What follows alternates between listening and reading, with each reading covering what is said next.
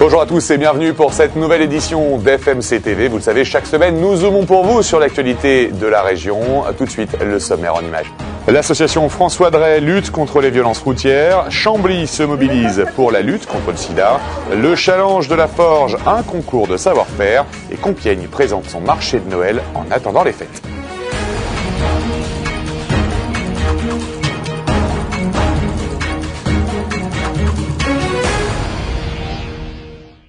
Il y a quelques semaines, un drame de la route endeuillait une famille créoise. François Drey était tué par un automobiliste en excès de vitesse dans le centre-ville de Creil. Aujourd'hui, ses fils ont décidé de créer une association pour lutter contre les incivilités routières. Rencontre avec l'association François Drey. Un mois après le décès de François Drey en plein centre-ville de Creil, ses proches poursuivent leur lutte contre la délinquance routière. Après avoir lancé un site internet pour recueillir des doléances, Xavier et Jean-François Drey ont organisé la première réunion publique de leur association dans le but de débattre sur les changements possibles dans les rues de la ville. Mon frère, qui est un grand spécialiste des problèmes de sécurité dans le département, a déjà émis plusieurs hypothèses, et en particulier la suppression du parking central. Donc plus de voitures au milieu de la chaussée, de pouvoir également border chaque côté des trottoirs, de barrières de sécurité pour permettre ou sinon obliger les passants à utiliser les deux passages cloutés qui se trouveraient l'un là où mon père est décédé, devant l'entrée de l'église, et l'autre plus bas vers la rue Saint-Cric. En présence du commissaire Harvieux et de l'adjoint au maire Éric Montès, le débat s'est en partie orienté sur la prévention des accidents en milieu urbain. Monsieur le maire parlait d'esthétisme au niveau de la zone. Bon, certes, il faut proposer des choses intéressantes au niveau visuel aux gens qui habitent Creil ou n'importe quelle autre ville, mais si l'esthétisme tue, il faut mettre de côté pour le moment et aller à l'efficace. Et là, dans ce lieu, si vous passez à 30 km/h, n'importe qui, un gamin, peut sortir d'une voiture, entre deux voitures. Et à ce moment-là, même à 30 km/h, vous pouvez vous retrouver en homicide involontaire, parce qu'à 30 km/h, on peut quand même tuer. La famille Drey a conscience que ces propositions peuvent rencontrer des limites budgétaires ou esthétiques et met un point d'honneur à ce que le décès dramatique de leur père appelle avant tout à la réflexion de chaque citoyen, qu'il soit piéton ou conducteur, et lance la piste d'une présence policière plus régulière sur cette zone.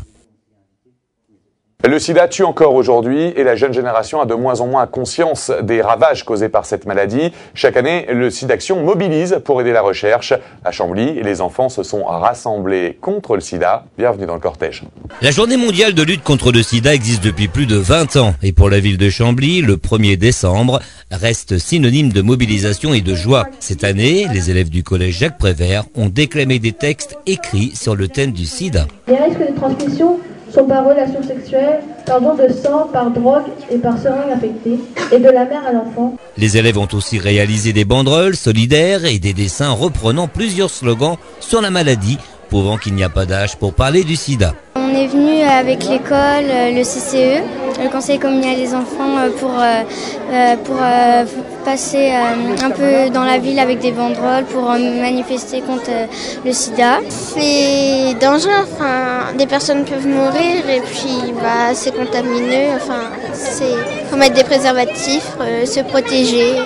Je suis venue pour protester contre le sida, parce que c'est vraiment une sale maladie. Cette soirée organisée par les municipalités était aussi l'occasion de remettre un chèque à l'association Selancy qui participe à plusieurs interventions en milieu scolaire dans le département. Le plus important serait d'amener tous les gens au dépistage. Je leur en ai parlé aussi aux enfants, parce qu'il y a 40 à 50 000 personnes en France qui s'ignoreraient séropositives. C'est vraiment reconnu par le Conseil national du sida. Et les gens qui sont sous traitement sont beaucoup moins contaminants. Ça fera aussi reculer l'épidémie. Et si les enfants sont à l'écoute sur ce sujet, il est parfois plus difficile de toucher leurs parents. Des fois, oui, ça existe, mais ils s'en sentent parfois un peu trop détachés en disant ça arrive aux autres, mais pas à moi. Donc c'est vrai qu'à cette occasion, on leur explique vraiment tous les moyens de transmission en dédramatisant. Et puis maintenant, on vit avec, mais qu'ils aient aussi conscience qu'il y a aussi tous les gens qui sont porteurs, qui ne sont pas malades pour autant. En 2010, les tests de dépistage ont permis de découvrir 6300 cas de séropositivité en France. Tous les 2 ans, les lycées professionnels de France, catégorie technicien-outilleur, s'affrontent dans le challenge de la forge. L'objectif est de réaliser un ensemble complet d'outils de forge. Ce concours est organisé par l'Éducation nationale, mais aussi par l'Association française de la forge. Bienvenue dans le concours. Les élèves de la filière professionnelle technicien-outilleur du lycée Marie Curie ont remporté le challenge de la forge 2011. 5 équipes y participaient, mais seulement 3 d'entre elles ont réussi à fournir dans les temps l'ensemble des 12 pièces d'outillage à réaliser. Et les élèves qui sont actuellement en bac pro outillage, ça leur permet donc pour la première fois de voir un travail qu'ils ont réalisé dans des conditions de réalisation. C'est-à-dire que c'est la première fois où ils vont avoir vu le projet de A à Z jusqu'à la partie mise en œuvre de leurs outillages. Pour convaincre le jury, les équipes devaient réaliser des matrices et découpes servant à la production de mini-vilebrequins. Les pièces fabriquées dans des alliages très résistants servent à la mécanique des moteurs thermiques. Leur fabrication nécessite un savoir-faire de précision que le président du conseil régional de Picardie, Claude Guéverc, souhaite conserver sur le territoire.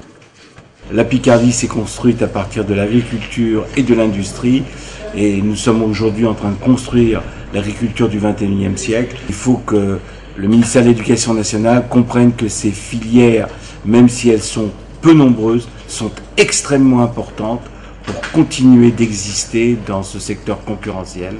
L'établissement scolaire de Nogent-sur-Oise est le seul de France à proposer un BTS Forge, une initiative fortement encouragée par les entreprises picardes qui peinent à recruter des techniciens dans ce secteur. Noël se fait attendre et pour patienter en douceur, nous vous emmenons au marché de Noël de la ville de Compiègne. Guirlandes, lumière, chalets et magie de Noël sont au rendez-vous pour le plus grand plaisir des petits et des grands. Suivez le guide.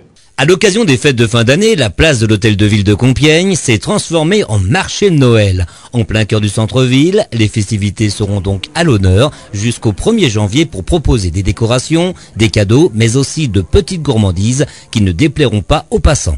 Bon, il est joli, il est toujours beau le marché de Compiègne, petit mais très beau. Tout ce qui est original et beaucoup de manger aussi. On se balade pour voir ce que ça donne. Il est mieux que certains des environs. Bien entendu, le lancement du marché s'est déroulé avec l'approbation du Père Noël, mais aussi du sénateur-maire de Compiègne, Philippe Marini. Noël est un événement qui existe depuis 2010 années, que Noël est un événement qui a un profond retentissement dans tous les cœurs, et ça a été le cas dans toutes les périodes que l'on a vécues. Noël, c'est toujours Noël.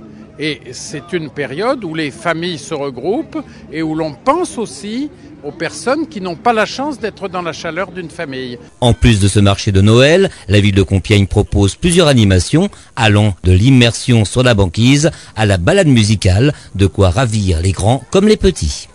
C'est la fin de cette édition. Merci de l'avoir suivi. Merci aux équipes d'FMC qui m'ont aidé à la préparer. Merci à Maureen Delettre qui l'a réalisée. On se retrouve la semaine prochaine pour d'autres infos de votre région. D'ici là, au revoir et bonne semaine.